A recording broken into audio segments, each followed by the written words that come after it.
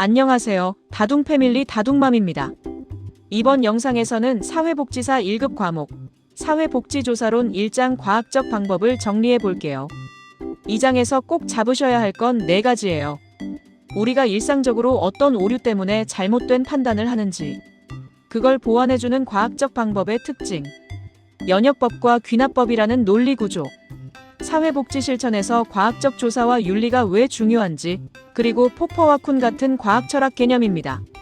시험에서는 과학적 방법의 특징으로 옳지 않은 것은, 연역법 또는 귀납법의 설명으로 옳은 것은, 사회복지조사에서 지켜야 할 윤리 원칙은, 포퍼의 반증주의 BS 쿤의 패러다임 이론.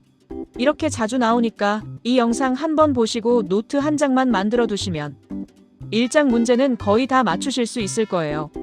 그럼 시작해 볼게요. 첫째, 왜 과학적 방법이 필요한가? 일상적 오류들. 먼저 왜 굳이 과학적 방법이 필요할까? 부터 짚고 갈게요. 우리가 평소에 사람 사건을 판단할 때 자주 빠지는 함정들이 있어요. 이걸 일상적 오류라고 부릅니다. 교재에 따라 여러 가지가 나오는데 핵심만 정리해 볼게요. 1. 편파적 관찰. 내가 보고 싶은 것만 보고 싫어하는 정보는 애써 무시하는 거예요. 예시로 저 사람은 게으르다라고 한번 찍어 놓으면 그 사람이 열심히 한 날은 눈에 잘 안 들어오고 늦게 온 날만 기억에 남는 것. 이 섣부른 일반화 및 과도한 일반화. 몇 번의 경험만 가지고 항상 그렇다고 결론 내리는 것. 예시로 상담 한번 왔다가 중도 탈락한 청소년 둘을 보고 요즘 청소년은 다 책임감이 없다고 말해버리는 경우. 3. 선택적 관찰. 자신의 생각을 뒷받침해주는 사례만 골라서 보는 것. 예시로 공공부조 수급자는 다 일을 안 하려고 한다고 생각하면 실제로 열심히 취업 준비하는 사람들은 눈에 안 들어오고 쉬고 있는 사람만 보이게 되는 현상. 4. 자기 가설에 대한 집착사 후 가설 세우기.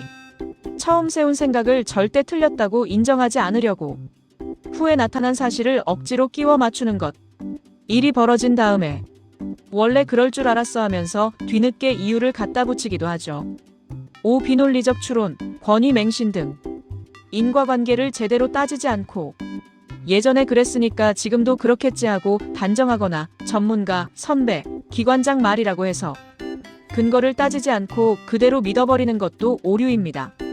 이런 오류들이 사회복지 현장에서 그대로 들어가면 어떻게 될까요? 특정 집단에 대한 편견이 강화되고 근거 없는 판단으로 서비스 대상자를 누락시키거나 잘못된 프로그램에 예산을 계속 투입할 수 있습니다. 그래서 이런 위험을 줄이기 위해 체계적이고 검증 가능한 과학적 방법이 필요하다는 거예요.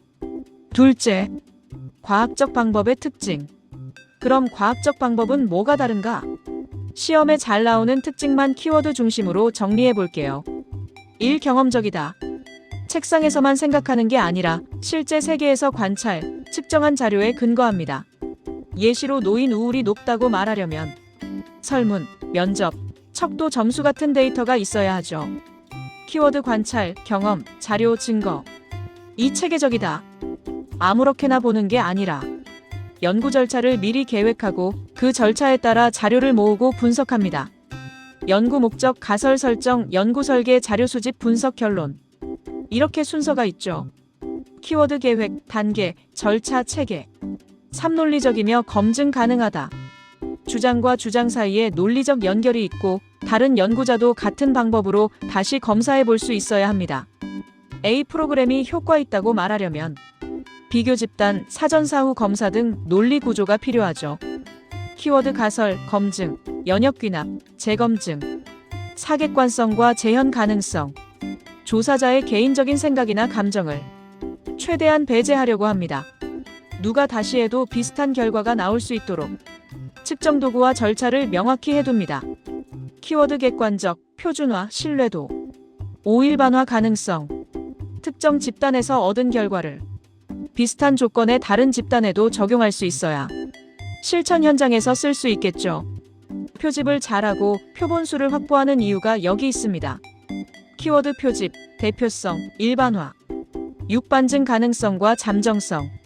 과학적 지식은 영원히 참이 아니라 새로운 자료에 의해 항상 수정될 수 있는 잠정적 진리예요. 앞으로 더 좋은 근거가 나오면 기존 이론은 수정 폐기될 수 있습니다. 즉, 과학적 방법은 내 생각을 증명하기 위한 도구가 아니라 현실에 대해 최대한 정확하고 검증 가능한 설명을 만드는 도구다. 이렇게 정리할 수 있습니다. 셋째, 과학적 방법의 논리 연역법과 귀납법. 다음은 과학적 방법이 어떻게 추론하는가, 즉 연역법과 귀납법 이야기입니다. 이 부분도 시험 단골이에요. 1. 연역법.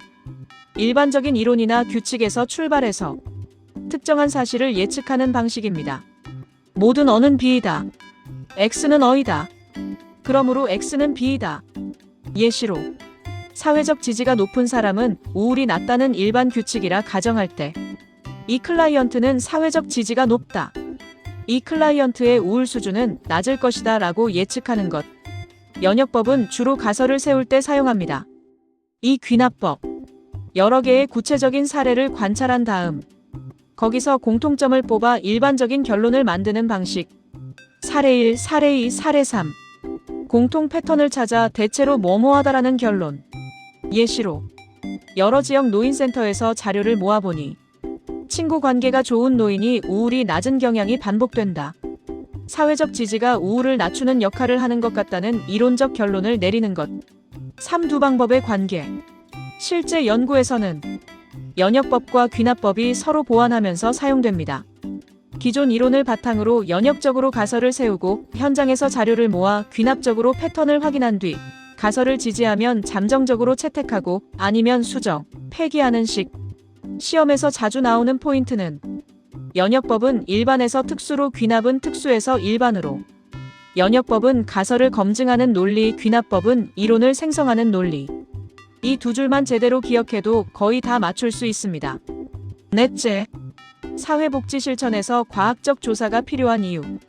이제 사회복지 실천과 연결해 볼게요.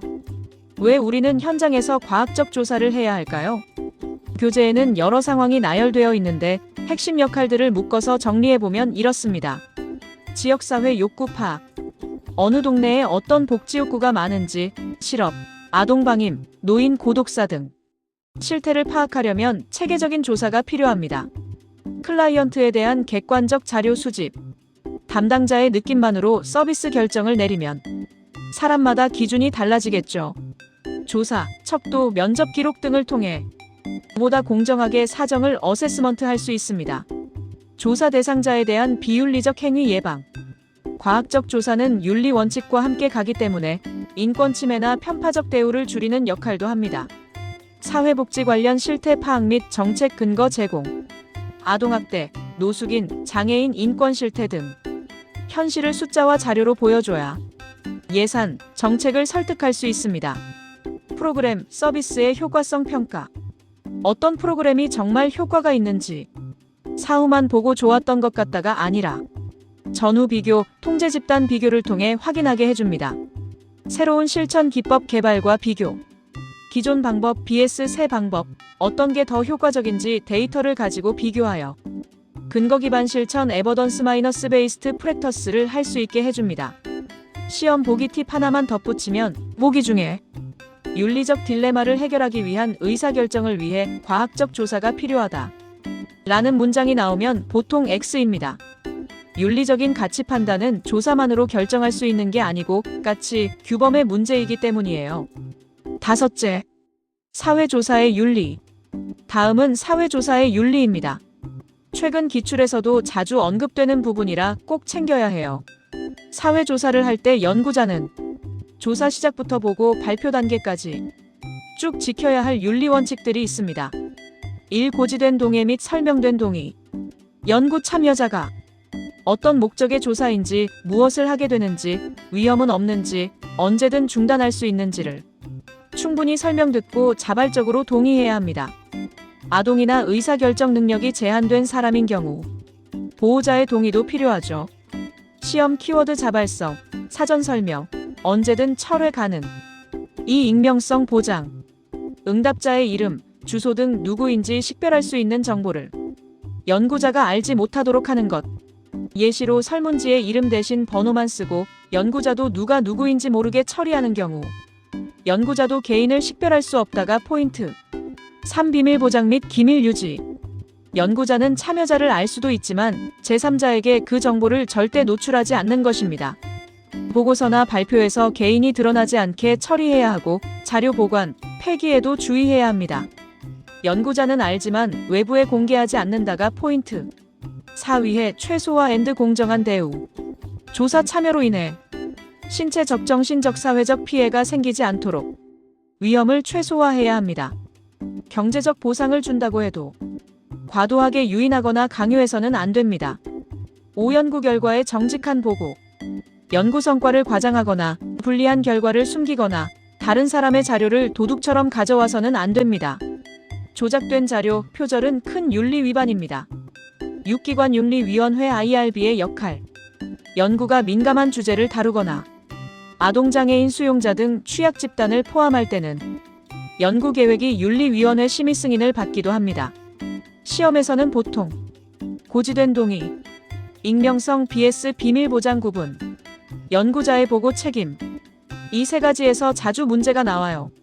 6째, 과학철학 포퍼와 쿤. 마지막으로 과학철학 부분입니다. 이건 이름만 들어도 부담스럽지만 키워드 몇 개만 외워두면 시험에서는 정말 쉬운 파트예요. 1. 포퍼의 반증주의. 포퍼는 과학이란 계속해서 틀렸는지 검사당하는 이론이라고 봤어요. 핵심 아이디어는 이렇습니다. 이론이나 가설은 완전히 증명될 수 없고 중요한 건 반증 거짓으로 드러날 가능성이 있느냐이다. 많은 검증을 통과했더라도 언젠가는 발레가 나올 수 있기 때문에 과학이론은 항상 잠정적일 뿐이다. 그래서 포퍼는 반증 가능한 가설이 과학적이다라고 말합니다. 과학 발전은 이론 제시에서 반증 시도로 반등 시도에서 버리고 더 나은 이론 제시. 이런 과정의 반복이라고 보는 거죠. 키워드 반증 가능성, 잠정성, 비판적 검사, 연역적 가설 검증. 이 쿤의 패러다임 이론과 과학혁명. 쿤은 과학이 한 줄로 쭉 발전한다기보다 패러다임이라는 틀 안에서 움직이다가 어느 순간 큰 전환을 겪는다고 설명했어요. 여기서 패러다임은 특정 시대 과학자들이 공유하는 세계관, 문제풀이 방식, 연구 규칙의 묶음이라고 보면 됩니다. 과정은 이렇게 흘러가요. 정상과학. 하나의 패러다임이 과학자 사회를 지배하고 대부분의 연구는 그 틀 안에서 퍼즐 풀기를 합니다. 위기. 기존 패러다임으로는 설명 안 되는 이상현상, 모순이 계속 쌓입니다. 과학혁명 앤드 패러다임 전환. 기존 패러다임을 대체하는 새로운 패러다임이 등장하고 과학자들의 관점이 한꺼번에 바뀝니다. 예시 천동설에서 지동설로, 고전 역학에서 상대성 이론으로 등. 또 하나 중요한 건 서로 다른 패러다임 사이에서는 같은 세계를 다르게 보게 되기 때문에 단순 비교 합치기가 어렵다고 봤다는 점입니다. 키워드 패러다임, 정상과학, 위기, 과학혁명, 패러다임 전환. 시험에서는 보통 포퍼는 반증주의, 반증 가능성이 과학성의 기준. 쿤은 패러다임, 정상과학, 과학혁명, 패러다임 전환. 이렇게 한 줄씩만 구분해도 정답 고르는데 충분합니다. 7째, 마무리 정리. 마지막으로 오늘 내용을 한 번에 정리해 볼게요.